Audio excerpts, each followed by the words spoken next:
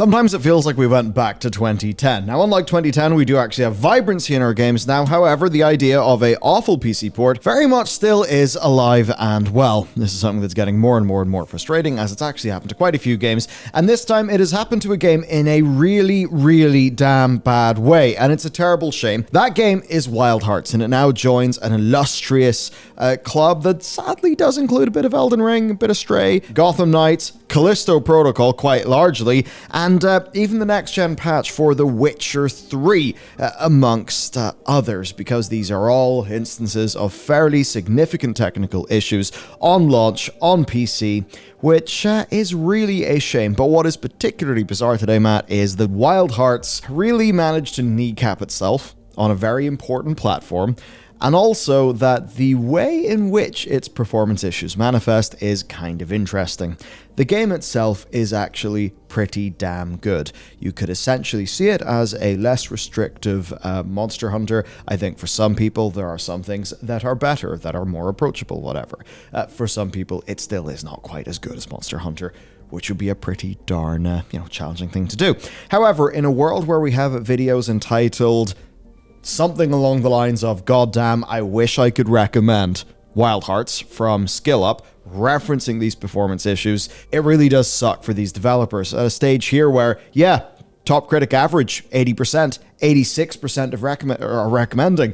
However, a lot of people are saying absolutely not now. So today, we're going to dive into the issues with this game and also with PC in general, with the help of our sponsor. Brilliant, the best way to learn new STEM fields, improve your prospects, and for me this time, actually understand one of my favorite YouTube channels quite a lot more. It's all via their fantastic website and app, and the great news is that the first 200 to click my link down below will get 20% off, and with that link, you will find a newly extended 30-day trial to get started right now.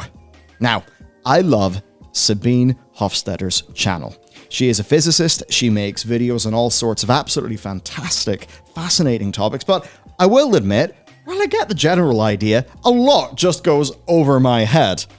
Much as I find those topics awe-inspiring, so who better to teach me some quantum physics than Sabine herself, who has launched a quantum mechanics course on Brilliant. And I cannot recommend it highly enough. I mean, one of the things, right, the double slit experiment. Now, you may remember that as a boring thing in the back of your physics textbook, but in reality, it is one of the most fascinating and kind of profound, mind-bending, crazy things in science, at least in my opinion. I think you actually owe it to yourself to understand the double slit experiment. It is engrossing, and after you've learned it from Sabine, I'd recommend you hit up some fantastic artistic explorations of ideas like these. Maybe watch Devs by Alex Garland or The Prestige by Christopher Nolan. That's the thing. You'll get so much more out of both those things if you understand what Sabine has got to teach today. And that's just another example of how Brilliant's proven formula of learning by doing helps you enrich your mind and appreciate existence more and set yourself up for better career success. Brilliant.org/Bellular News, where the first 200 to click my link get 20% off their annual subscription. To start it off on a good note, in a way, this is the anti-Electronic Arts game. Funny, EA seem to be releasing more and more anti-EA games, because when somebody asked them on Twitter, this being an EA game, is there going to be any type of microtransaction? I'm okay for just cosmetic, but anything else is a no. Wild Hearts. We have no plans to include microtransactions in Wild Hearts. All post-launch content updates will be free. That's not something you would ever expect to see or hear from an EA game. Or maybe I'd have said that a year or two ago. Now it's getting a little bit different, which is why I think this is particularly frustrating. Because that's an 80, right? That's an 80 with an 86% recommendation. And PC Gamer, I think, really low score for it. 60. Yeah, which is because PC Gamer, they're all about how it runs on PC. They're like, yeah, game's good, but it's not a good experience on PC, even if the game's fine. And that's the kind of score at a flat 80, where you go 82, 84, maybe even 86 if people didn't have issues on PC. All of a sudden, you have a substantially better situation. You have more people looking to go, oh yeah, that game looks really good. Because you look at percentiles, and the percentiles are getting important there. And it's just frustrating. And it here's just the keeps thing. happening. Keeps happening. A lot of PC gamers will go to OpenCritic to see what the professional reviewers are saying. Mm-hmm. But also a lot will look at Steam. It's a bit more important, I find. To which I present you this. 46% of the 4,358 user reviews for this game are positive. Now, that is plenty of reviews, but maybe it would have been quite a lot more if this game actually wasn't essentially a do not buy on PC at day one. And this is something that is extremely important. Now, I'd say it's more important for indie games, right? You really need that initial momentum to kind of get you going, get you up those charts. At least here, there's a bit of marketing, a bit of backing. There are, I guess, inorganic ways that interest in the game can be drummed up. But absolutely it is the case that this will have lost them a hell of a lot of money. And it's not the mixed that's the problem here. Obviously, the mixed is pretty bad. But we don't have a screen cap, but it was mostly negative before that. It's crawled its way back up from people actually going, okay, because, you start playing, bad performance, it sucks, you give a negative review, that's fine. But there's been people who have been struggling through it or kind of going, well, performance is okay because the game's good. And they've actually dragged that average up, which means the initial momentum was substantially worse than mixed. It was just, don't buy this. This is terrible on PC. Yeah, the Vanguard who actually cared about the game said that. And then, of course, the refund rate, this will absolutely be something that they will care about. Mm-hmm. Usually you could be looking between 5 and 10% for your refund rate. I think in the case of Wild Hearts, you're probably going to be notching quite a bit above that. For sure. So, quite rough. But let's talk about the actual texture of these performance issues. So PC Gamer struggled to get 1440p 60 with a 3070 and a 3600K, which is, that's certainly above mid-range. 3070 is well above the average, especially, and we don't have it here, but we've talked about it before, how many people own which graphics cards. That is definitely the upper echelons of who's actually playing video games on Steam. When you look at the Steam hardware survey, which actually gives us information on this kind of thing. Mm-hmm. As for the issues I just want to rocket through them for everybody. So the way that this worked is with early access for those who pre-ordered, and of course the EA Play 10-hour demo period. That was the same famous demo period that led to the whole Mass Effect Andromeda incident, where essentially, hey, guess what? Your day one patch isn't here yet. Therefore, it looks scuffed. Now, people enjoying the game, however, problems. And one of the strange things is, the better your computer was, the worse your relative performance would be. Now, I stress the word relative there, right? So it was not great across the board. Now, this is quite challenging because people reviewing games are going to have fairly reasonable computers. Right? Certainly above the average of the Steam hardware survey. So essentially you're in a situation there where, big old CPU bottleneck. So not only were you getting bad performance, but you're getting bad performance on machines that should be able to do a lot better. Now, of course, if you lower your settings, matters will improve. If you run the game at 1080 instead of 1440, that will also improve things, which not a pure CPU bottleneck. Theoretically, video games are very complicated. It's likely a combination of a lot of factors, where a CPU bottleneck doesn't explain all of these problems, but it was definitely something that they immediately said, okay, we've literally found this, we'll solve it. It's for mid to high range CPUs, but it is generally, there's clearly optimization issues across the entire board. And here's an insane one. Yep. Okay. The overlay said, this is, I assume the NVIDIA performance overlay, stated I was getting 60 FPS, but it felt more like 20. Ready to wait and refund the game, but a friend noted he put his headphones on and his problems went away, and now the game was buttery smooth. So it actually turned out here that if you go from stereo to either 7:1 or 7151 surround, and the game's suddenly smooth. This is absolutely bloody bizarre. I mean, obviously this is down to some sort of bug, right? Because you would kind of assume stereo would be generally audio stuff, not mega resource intensive. You would imagine 5171 would be a bit more resource intensive. Evidently though, somewhere in that audio pipeline there is a tremendous problem. I think it's clearly just some awful bug caused that, but no one picked it up for some reason, and you'd have to wonder how that's feasible, but it still wasn't picked up. Maybe it was something in the build, because obviously Callisto Protocol, as an example, was one of those things where the stuttering was fixed, except it wasn't, because it wasn't in the build that went live. So they accidentally put the build live that had the severe Unreal Engine stuttering issues that plague video games nowadays. You're like, oh, and that's the kind of stuff that, like, you could blame so many things, but what ultimately happens is, as we discussed, you get that early wave of people playing, you get those reviewers on that early build, and they go, it didn't run well for me. And especially, even if it might run a little bit more what you'd expect on lower hardware, it's still people with the big hardware going, I can't hold 1440p with a 3070, and people going, well, I'm not playing this game at 480p for my 1060 to run it. That's not happening. But that's what people kind of expect, and I think rightfully so too. Yeah. And the massive bandages of PC gaming also have not been there. AMD FSR, NVIDIA DLSS, be that the version 2 that most of us are used to, or version 3 frame generation, those were just not there. And I think you think about games these days, and for how many people has DLSS essentially saved things, which itself is an interesting thing with with NVIDIA. I almost wonder if they will end up getting themselves in. Was the iPhone 6 Plus? Was just that one that was supported for a long time, and Apple kind of had a problem with shit. Yeah. The 6S has lasted a stupid amount of time. People don't have a reason to upgrade.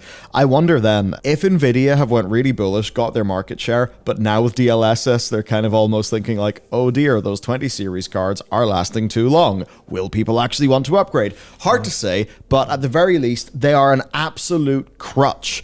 Even for me playing Modern Warfare 2 at the end of last year, if it was not for DLSS, I would not have got the performance that I would have deemed acceptable for that style of game. And then I think you rapidly get into an issue where it just turns into, you know what, slap it in your Series X. At least that is one hardware configuration that they'll have actually bloody optimized it for. Yep. You would hope. Yep, that's one of the things that's, I think you're hitting on something very interesting there, where I've noticed my own habits have changed with the console. And I think I talked about this a little bit before in a video, maybe a couple of months back, but my habits have changed, and I'm no longer a PC gamer first and by default. When it comes to modern releases, I would play the vast majority of things that I think are interesting indies and stuff. I'll get them on PC any day of the week, because I'm going to have a PC forever, and I don't trust console manufacturers to go, yeah, we'll have backwards compatibility forever. I simply cannot trust that, but I can on PC, because that's how it works. And then now I'm like, okay, well, I'm going to buy any AAA releases on PS5, because that's where I'm going to get the better experience, because they're just not doing their job correctly on PC, especially with Forspoken there. I'm like, yeah, that's buttery smooth. Any other game, Elden Ring, completely smooth as anything, but I can't trust that on PC anymore, which is really frustrating. And I think there's so many reasons why, but it's just driving me insane personally, to be honest. Yeah, you just do get to that stage where, especially maybe even it's a case of as you grow older and you literally have less time because work takes up loads of time, the idea of either go to shop, pick up disc, which actually that may be something they want to add, we'll talk about that in a future episode, or just download game and it works. That is something that I think is of ever increasing value to a certain cohort of gamers. Yeah, which I think is very interesting, because I'm personally fairly adept with tech, right? I am one of those people who just, whenever I walk into a room, a computer that wasn't working will start working again. That literally happens in this office all the time. And there's something about that. It's still, I don't want to spend half an hour on PC Gaming Wiki trying to figure out what to do. I don't want to have to delve through making sure things actually work. And I'm one of the people who's more equipped to deal with that. Yeah. So especially when you think of moving from console to PC, is something that I think maybe 8 to 10 years ago, I would have been a massive evangelist for. I would find it very hard to do so now, because of issues like this, and also all the hardware stuff as well. It's challenging. It's that thing. You get the amazing benefits of being decentralized. That also, if the third parties do not play, don't play ball, then the people in the decentralized platform that is probably going to long run give you the value, et cetera, et cetera, et cetera. All the reasons why we love PC gaming. Well, at the end of the day, if a third party doesn't play ball, what can you do? Yep. It's one of those things why is DLSS, et cetera, not there for launch? Why are these bugs there for launch? You could just say, just delay it till it works. Well, then you have a bizarre situation. I imagine this is what EA was essentially faced with. Okay, do we delay PC? If we delay PC, then PC does not get the same overall wave of hype and marketing and does not get the day one release, which to them is likely rather important. I do not know how much a company like that would not want to change financial projections based on a altered release timing. I cannot say that I'm sure. Often, though, the way that it is, it's very hard to find every single bug in a game. And you will end up having to ship knowing about a few bugs. Generally, your job is, no, not generally, always your job is to fix without any Class A bugs. Those are the bugs that will cause a hard lock, a soft lock, or performance issues so bad that they will scuff the experience, essentially to the point where you're actually going to materially impact your review score because this problem is there, rather than somebody just saying, oh, that's a slight glitch in the lighting of a character's face. Unfortunate, but I'll live. And I think that's ultimately the situation there. It's far harder to get all of this to be good on PC. There are so many different hardware configs. As an example, like how threaded is your game? Even that, there's probably interesting things. The single threaded performance of, I think, most modern PC CPUs is going to be leagues ahead of the consoles, which are all using like pretty high core count AMD chips that would be kind of by now decently outdated. I wonder, are there any implications for how some of their their optimization has gone? I'm not exactly sure. I would say almost certainly, because I even have an example from today. So you may have noticed a little bit of change around here in this video, a little bit different.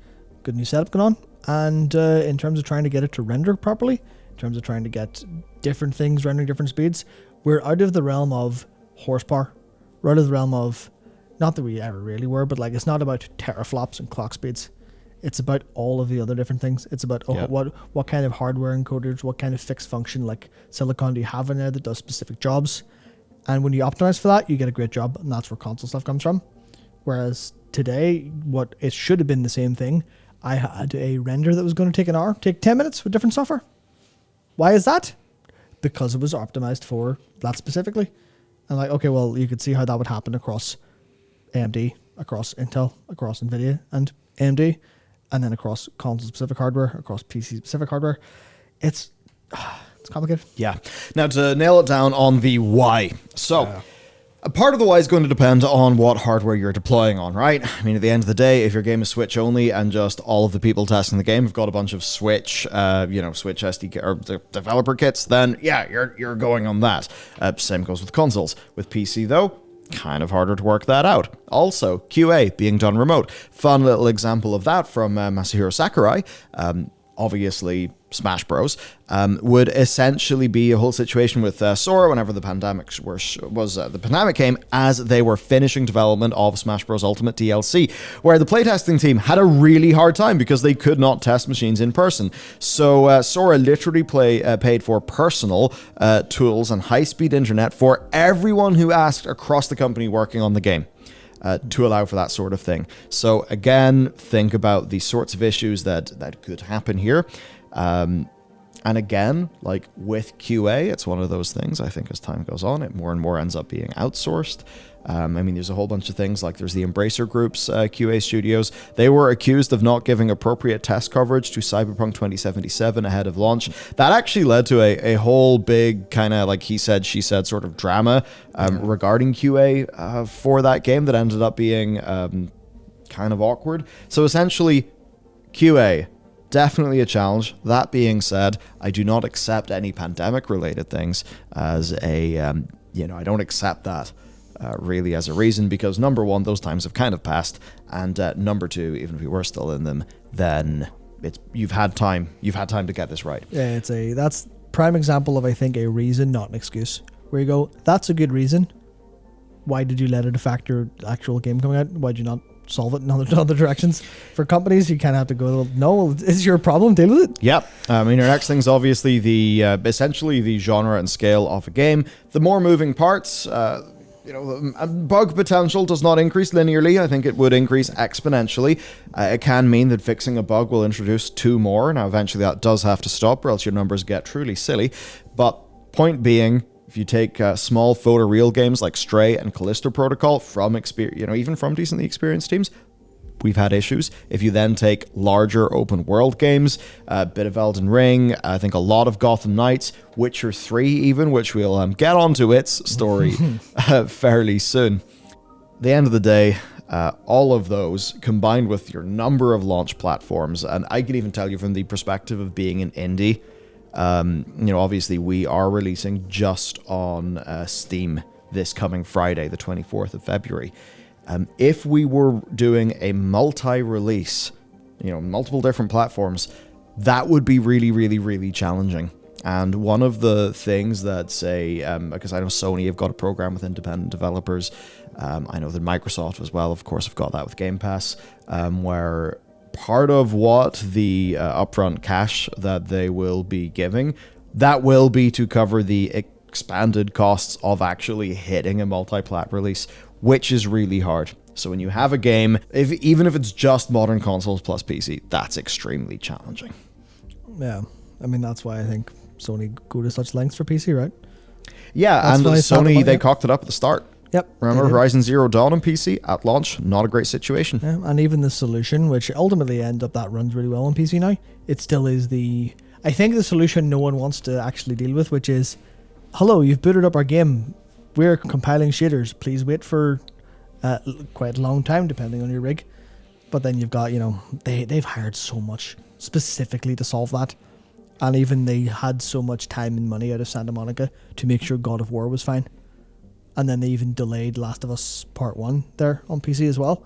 So it's clearly they're fully aware of this happening, and they're putting the time and money in to dodge it because PC is so important to their actual growth going forward. Even to take that, so Atomic Hearts, or Heart, whatever, it's a game that came out fairly recently. One that definitely has had its praise, but also a lot of criticism, unfortunately. Now, one of the things it's been praised for is the quality of the PC port. I saw SkillUp was testing it without DLSS, getting fantastic results. But even an issue there that calls up the PC platform is when it came to an FOV slider, Dev said no. One of the reasons why you'll have a fixed FOV and all those things on console is for optimization reasons. Like, look, imagine if I have to render everything I can see here. Going to be easier if I can only render what I can see here, right?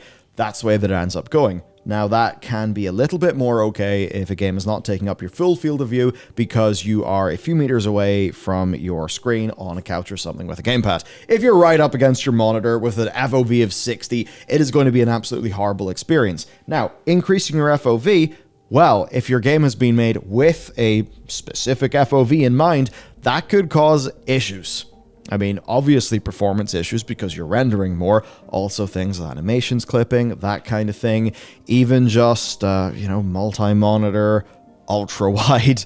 There's a bunch of PC-related stuff that you kind of have to do in addition to thinking through, like, all of those different, all of the different, like, performance considerations, which ultimately does make PC, decently hard. And I think then you end up in a situation with quality assurance where the thing that is being QA'd is kind of like the game that comes out in everything, but PC-specific QA. I have to wonder, you then, I think, begin to understand, I think it's Nixies, were the studio that for a long time were, like, really just well-regarded for, like, doing excellent PC ports. And this is the funny situation because now we have games being day and date PC. In the past, it didn't used to be that. Remember GTA 5? That took 2 years to go from consoles to PCs. Mm-hmm. And even to go very much to our lead topic today, Monster Hunter World came out on PC way after. Yeah, I think it hit PC Rise hit PC a decent time after Switch as well. Because I remember a couple of my friends double dipped because they played it on Switch and then it hit PC. And those games hit PC in pretty good shape, all things considered. Maybe Rise wasn't perfect, but then it is a Switch port, so there's a wee bit of finessing to do there. But ultimately, they're regarded as pretty damn good PC ports, but that's because Capcom took the time and went, okay, this is part of our strategy. I mean, it's the same with the rest of their PC. Like, they've seriously, in the same way Sony have, they've taken PC seriously, and that's resulted in great ports. That resulted in great work. Everyone's going, yeah, we'll absolutely see Capcom games at the top of the Steam top sellers. But that's because they've bothered to put the work in. And I feel like there's maybe a couple of publishers and studios are going to learn, unfortunately, the hard way, that it takes a lot of time and you need to respect the fact that you're publishing on PC properly. Yeah. Even a funny example of that with FF16. So this is, of course, dating back like 2.5 years now, but that went from PlayStation console exclusive, also available on PC, to PS5. Yep. For FF16.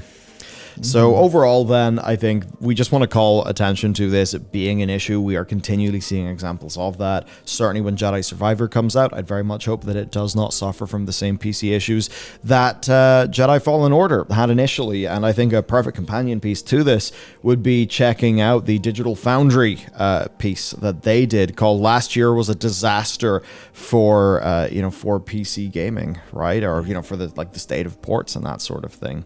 Now they're talking about enforcing a shader compilation sequence at launch regardless of how long, uniformity in menu options, including all enhancement options like DLSS by default. And it's kind of assuming the developers haven't wanted to include those things, which I think is likely not really the case because these things do actually take time and therefore take quite a lot of money to do. I think you end up in a situation, orders, they only trickle down to the technical people, right? And then the technical people kind of will have to report back up of well, this is what we can achieve. I think you'll probably have loads of engineers, even in a game like Wild Hearts, advocating for DLSS, thinking it should be there at launch. But ultimately, they've been given conditions to work under, and they've said, okay, if we only have this much time, we need to do things that will benefit all platforms because we literally don't have the time to implement that thing. Yeah, it's unfortunate that it keeps going that way. But I do think it's interesting, the prospect of a certification process for PC in the same way that, the consoles, that you have to pass the technical checks.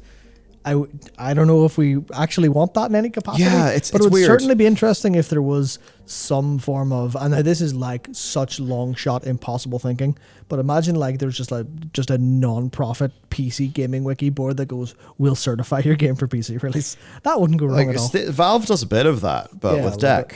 Recently, I think 2 weeks ago, we got verified on Deck. So we now have a green tick for the Pale Beyond on Deck, which is very satisfying. But I just don't think that's, even though Valve are in the most ideal position to do that, I do not think that they, they would stand to gain. Less refunds happening on their platform is a good thing. I haven't read up on this, but obviously whenever refunds and stuff happen, you got to deal with transaction fees. Because part of the cost being eaten when somebody purchases a game is there is the payment processing fee. How does that actually work with a refund? Not particularly sure. So I'm sure Valve would like to have this sort of thing be solved, but frankly, them getting into this game would be completely insane given just how much they actually have. You can maybe say they could set a 45, a certain amount of money for that and above you need to verify. But then, you can see how that's just a whole rabbit hole of impossibility. Yeah, it's not their style anyway. Yeah, and it's not their thing.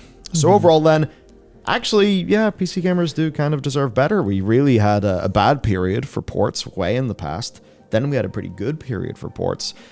And I now wonder if we're having a bit more of a mixed period of ports again, which is really sad considering how many fantastic games are coming out. I think it's mostly a thing of PC wasn't very important until it was, and then everyone started to respect that. But now things have gotten complicated in this generation of consoles and video games, and now people are pushing things that aren't really working too well. Because obviously I'm kind of obsessed with the time period, but I do remember DS Fix for Dark Souls. And it was here's Dark Souls running with a better camera, better mouse and keyboard controls, and also it runs at 60 frames per second. But be careful when you're sliding down ladders, because you might just be teleported out of the world. Yeah. Because they tied things to frame rate. That was the only way that I could play Dark Souls, and that completely helped propel the franchise, which shows the value of this kind of thing. So, that's it. Canon deserve better. Not exactly sure what we can do. I think just make noise about it and refund games if they do not meet your standards of quality. Yeah. And really, that's it. I think that's it, because EA will learn that lesson with Wild Hearts. They're going to see that mixed, and they're going to be because obviously they'll look at their critical review and go, okay, 80, that's not bad. Then they'll look at Steam and go, where's all our money? And to anyone, it'll be very obvious. Your game didn't work at launch, as it should have. That's the end of it. Fix that next time, better deal. Especially when they get to watch the fix rollout, and they get to watch that mixed turn into a very positive, maybe even a mostly positive as the game deserves. I don't think it'll get overwhelmingly, especially not with all this negativity at the beginning, but it's definitely it'll flip to positive once fixes come in, and hopefully everyone watching will be able to see that lesson and go, oh, that's how we make a load of money. We make a good product that works. Incredible. Fantastic. Yeah, No surprise. absolutely. I think the final thing, look, if you are if you're in QA on this technical side, if you are a graphics engineer or something, you can head up tips@bellular.games if you want to share any of your perspective on this kind of thing so that we can provide more educated coverage. But that's it for us. Of course, you want to support the show, support today's sponsor with the links down in that description. But otherwise, check this video out. You'll love it too, and I'll see you next time.